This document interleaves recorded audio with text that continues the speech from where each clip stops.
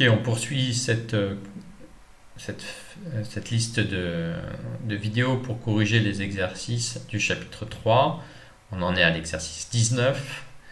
Exercice 19, qui est relativement court, montrer que pour tout groupe fini, si quel que soit x appartenant à g, x au carré égale à 1, alors l'ordre de g est plus petit que 2 ou l'ordre de g est un multiple de 4. Alors on sait que si cette condition est vérifiée, on sait que cette condition elle implique que le groupe G est abélien. Et on connaît des exemples de groupes qui vérifient ça. C'est le groupe des matrices diagonales avec des 1 ou des moins 1 sur la diagonale.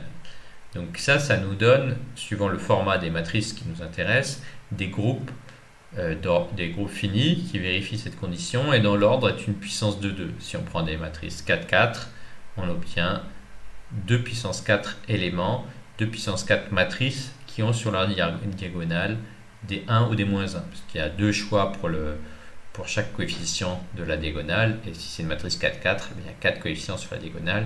Ça fait 2 puissance 4 éléments.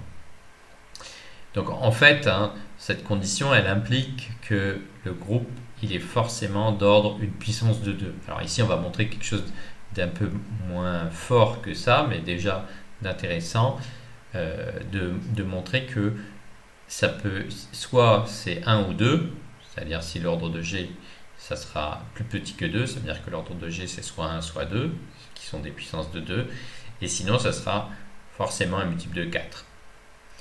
Donc allons-y pour cet exercice 19.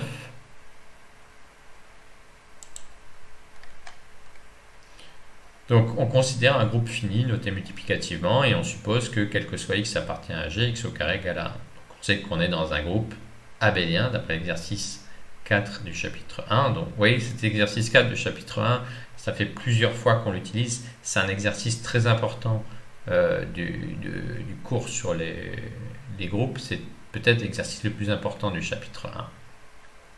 Cette condition implique que G est abélien. Donc supposons que G a un ordre qui est supérieur ou égal à 2, ça veut dire que dans G, il y a au moins 3 éléments. S'il y a au moins 3 éléments, ça veut dire qu'il y a l'élément neutre, et puis il y a deux autres éléments, A et B, on les appelle A et B, deux autres éléments, de façon à ce que le cardinal de l'ensemble 1A, B, ça soit égal à 3. Bon, cette condition, elle veut dire que A n'est pas égal à 1, B n'est pas égal à 1 et A n'est pas égal à B. Bon. Ici, on va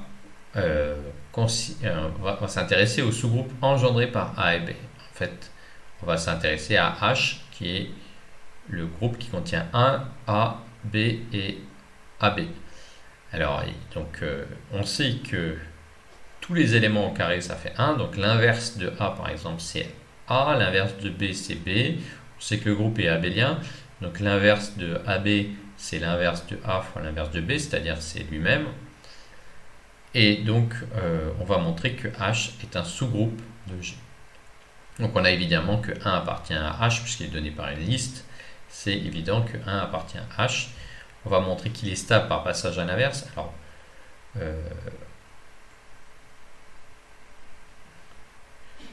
tous les sous-ensembles de G, alors ce qui est intéressant de remarquer, cette propriété, c'est la propriété qu'on a supposée ici, elle est équivalente à la propriété de dire que quel que soit x appartient à g, x puissance moins 1 égale à x.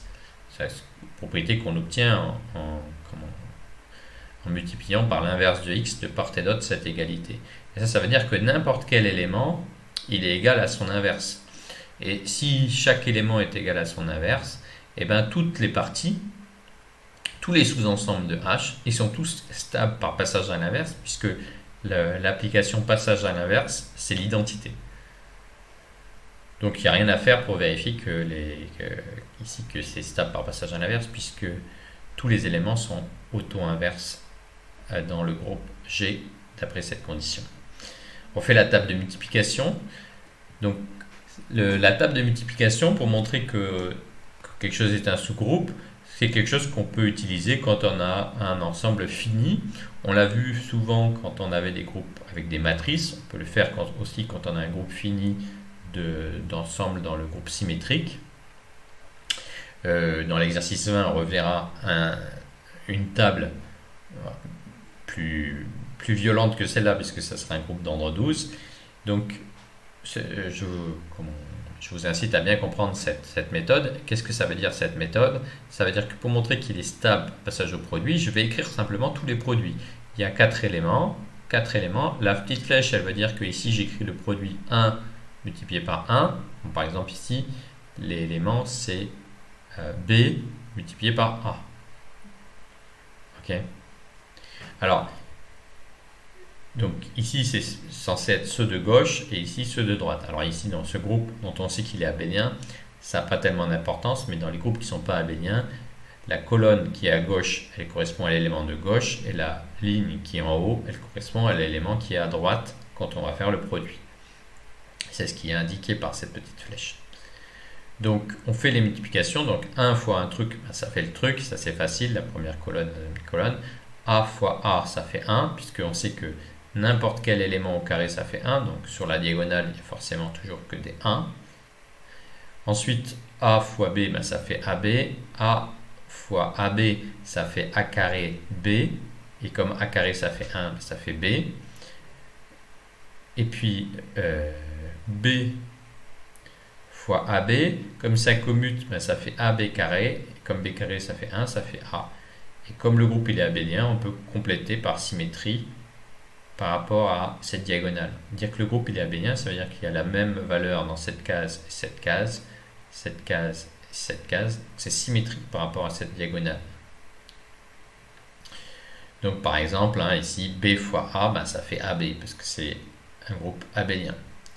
Et AB fois B, ça fait AB carré, et ça fait A. Ok, donc cette table, pour qu'elle justifie le fait que H est stable par passage au produit, il faut qu'on vérifie qu'à l'intérieur du tableau ici, n'apparaissent que les valeurs qui sont censées être dans H, c'est-à-dire 1, A, B et AB. Si on fait ce tableau et que ici, à B fois A, on écrit BA, ça serait juste, mais le tableau ne montrerait pas que l'ensemble H est stable par produit. Ok. Donc on a fini de montrer que H était un sous-groupe. Maintenant, on va utiliser le théorème de Lagrange. On a utilisé plusieurs fois le théorème de Lagrange. Donc il y a 3 versions pour le théorème de Lagrange. Première version, l'ordre d'un élément divise l'ordre du groupe, qu'on a vu plusieurs fois. La partition avec des classes, modulo un sous-groupe, ça on l'a vu. Et maintenant, la troisième version, c'est que l'ordre d'un sous-groupe divise l'ordre du groupe. Ok, ici, c'est ce qu'on va utiliser maintenant, d'après le théorème de Lagrange, puisque H est un sous-groupe de G, l'ordre de H divise l'ordre de G. Donc, on sait que l'ordre de G va être un multiple de l'ordre de H. Et comme nous, on veut montrer que l'ordre de G est un multiple de 4, il suffit de montrer que l'ordre de G est égal à 4. Okay. Pour montrer que l'ordre de G est égal à 4, on va supposer que, donc il faut montrer que ici AB c'est bien un quatrième élément. Pour montrer que AB c'est un quatrième élément, il faut montrer qu'il n'est pas égal à 1, pas égal à A, pas égal à B.